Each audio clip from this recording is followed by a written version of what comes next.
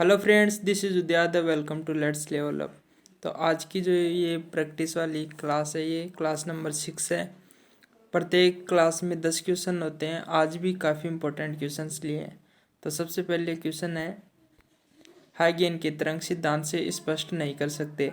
तो हाइगेन के तरंग सिद्धांत से हम प्रकाश विद्युत प्रभाव को स्पष्ट नहीं कर सकते, क्योंकि प्रकाश विद्युत प्रभाव है वो द्रव प्रकृति, प्रकाश की द्रव प्रकृति के बारे में एक्सप्लेनेशन देता है, जबकि यह हाइगेन्स का तरंग सिद्धांत जो होता है वो तरंग प्रकृति के बारे में बताता है। तो इस क्वेश्चन के लिए आंसर सी होगा। आगे है, व्यतिकरण की घटना प्राप्त होती है केवल अनुदैर्ध्य तरंगों द्वारा, केवल अनुप्रस्थ तरंगों द्वारा, केवल विद्युत चुंबकीय तरंगों द्वारा, उपरोक्त सभी प्रकार की तरंगों द्वारा।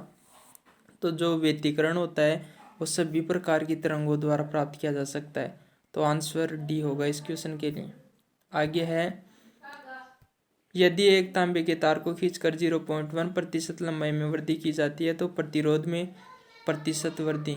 जब हम किसी भी तार को खींच कर बड़ा करते हैं या छोटा करते हैं तो उस टाइम जो प्रतिरोध होता है ए आर, वो समानुपाती होता है एल स्क्वायर के। अगर हम परसेंटेज एरर की बात करेंगे तो ये जो पावर में होता है वो आगे आ जाता है। तो 2 × 0.1, मतलब ये आंसर होगा इस क्वेश्चन के लिए।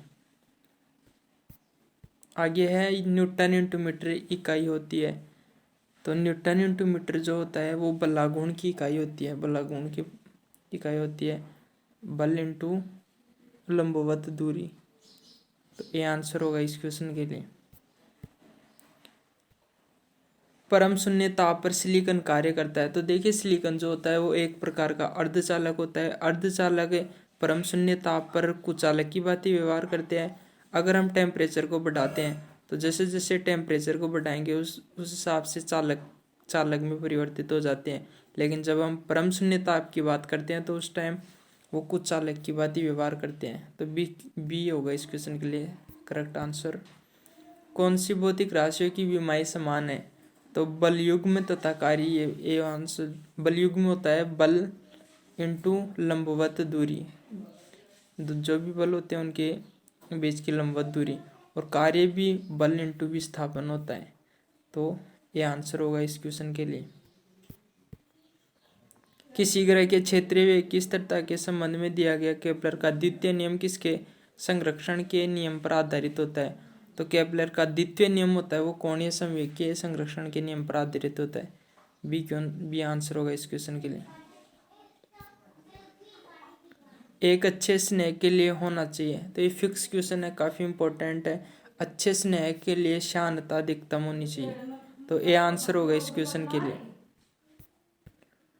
नौवां क्वेश्चन है, एक साबुन के बुलबुले को ऋणावेश दिया जाता है तो उसकी त्रिज्या।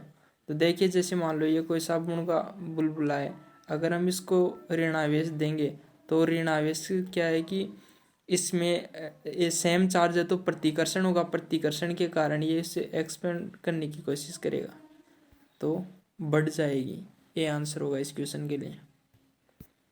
लास्ट क्वेश्चन है, न्यूटन के गति का द्वितीय नियम मापन करता है। तो जो न्यूटन का गति का द्वितीय नियम होता है वो बल का मापन करता है। F = dp/dt। संवेग में परिवर्तन की दर बल के बराबर होती है। तो 10वीं का बी आंसर सही होगा। चलिए, आज का वीडियो यहीं तक, मिलते हैं नेक्स्ट वीडियो में। तब तक के लिए जय हिंद।